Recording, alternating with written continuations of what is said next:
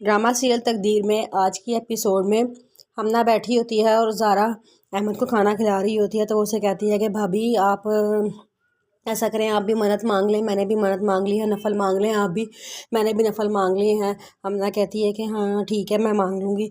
फिर वो कहती है कि हमना कहती है कि पप्पू और रूमी कहाँ गए हैं। तो वो बताती है कि वो इतनी गरीबों लोगों में खाना तकसीम करने गए हैं, शायद किसी गरीब की दुआ से हमारे बच्चे को दोबारा नई ज़िंदगी मिल जाए। हमना कहती है आमीन, अल्लाह करे ऐसा ही हो। मैं बस ये चाहती हूँ कि मेरे बेटे को नई ज़िंदगी मिल जाए। कल रिपोर्ट्स आनी है, कल डॉक्टर से पता चलना है क्या कहते हैं। तो वो कहती है कि हाँ इंशाल्लाह देखना सब बेहतर होगा, भाभी आप परेशान ना हो। सुबह होती है तो अरसल और हारिस दोनों डॉक्टर के पास जाते हैं। तो डॉक्टरों ने बड़ी उम्मीद दिलाता है कि इंशाल्लाह आपका बेटा बिल्कुल ठीक हो जाएगा। जब वो घर आते हैं, घर आके खुशखबरी सुनाते हैं, सारे बड़ा खुश होते हैं। लेकिन हमना रो रही होती है। तो अरसल कहता है कि हमना अब तुम क्यों रो रही हो। वो कहती है कि सुबह से मेरा दिल होल उठ रहा था कि मैं पता नहीं कि डॉक्टर फैसला सुनाते हैं, लेकिन अब फैसला बार बार यही दुआएं करते हैं, ज़रा मेरे बेटे को नई ज़िंदगी दे दे, उसको ज़िंदगी दे।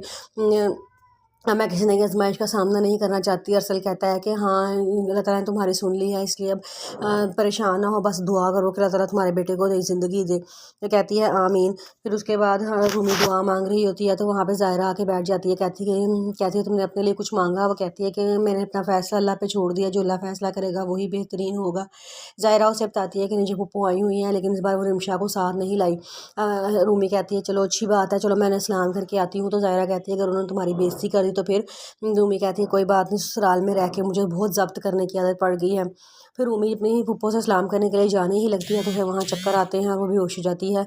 ज़ाहरा फटाफट अरसल हारिस को कह के गाड़ी निकलवाती है और दोनों हॉस्पिटल चले जाते हैं। वहाँ जाकर उन्हें पता चलता है कि रूमी उम्मीद से है। वो बड़ा खुश होते हैं, उन्हें बड़ी खुशी होती है कि रूमी उम्मीद से रूमी घर आती है। तो वो फिर भी परेशान बैठी होती है। उसकी मम्मा आती हैं, आके उसके सर पे प्यार देती हैं। तो वो ज़ायरा कहती है कि रूमी अब तो तुम खुश हो जाओ ना, तुम्हें ज़िंदगी इतनी बड़ी खुशी मिल रही है। रूमी कहती है मैं तो समझ ही नहीं आ रहा मुझे इस खुशी पे खुश होना चाहिए या उदास।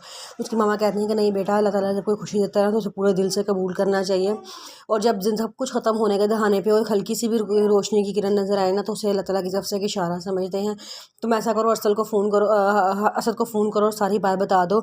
रूमी कहती है पता नहीं मम्मा वो मेरा फ़ोन उठाएंगे भी कि नहीं उठाएंगे। तो उसकी मम्मा कहती हैं कि वो फ़ोन नहीं ना उठाता तो तुम घर चली जाओ, जाके उसे खुशखबरी सुनाओ, वो जितना खुश होकर सब कुछ भूल जाएगा। रूमी कहती है इंशाल्लाह। दूसरी तरफ जूनी के पापा असद साद को फ़ोन करते हैं और कहते हैं कि बेटा आपने जो तलाक का फ़ैसला किया है वो वापस ले लो, मैं बड़ा परेशान हूँ। जो जून, मुझे पता है कि ना रूमी बेवफा है और ना ही तुम फ्लर्ट हो, बल्कि ये सब कुछ असद की गलत फहमी है। देखो अभी वो गुस्से में है, जब उसका गुस्सा उतरेगा सब कुछ ठीक हो जाएगा। बेटा मैं तुम्हें बड़ा इंसिस्ट कर रहा हूँ, प्लीज़ तुम ऐसा ना करो। वो कहता है कि अंकल आप हुक्म दिया करें, आप इल्तिजा ना किया करें, मैंने आपकी बात मान ली है, मैं फ़िलहाल कुछ नहीं करता। उसके पापा कहते हैं ठीक है बेटा तुम जीते रहो। उसके बाद रूमी घर वापस आती है, असद से कहती है कि मैं सब कुछ छोड़ कर आ गई हूँ, आपके पास सिर्फ आपके साथ रहूँगी, अब देखना सब कुछ ठीक होने वाला है। जिस पे असद कहता है कि हाँ इंशाल्लाह। वो कहती है क्योंकि अब आप बाबा बनने वाले हैं।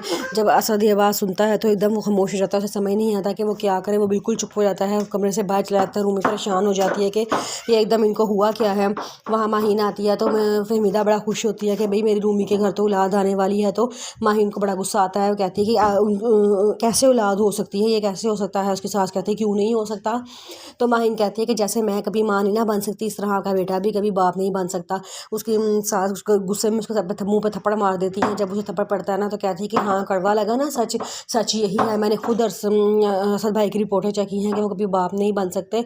ये रूमी का बच्चा है भी क्या नहीं, असद भाई का बच्चा नहीं है, ये साथ का बच्चा होगा, क्योंकि रूमी अक्सर उसके साथ ही पाई जाती थी। जिस पे उसकी साथ को बड़ा गुस्सा आता है, वो कहती है दफ़ा हो जाए यहाँ से, तो वहाँ से निकाल देती है। लेकिन उसके ज़हन में भी एक बात आ जाती है कि वाकई क्या पता है ऐसा ही हो, क्योंकि जब माहीन कह रही है तो हो सकता है सच ही कह रही हो।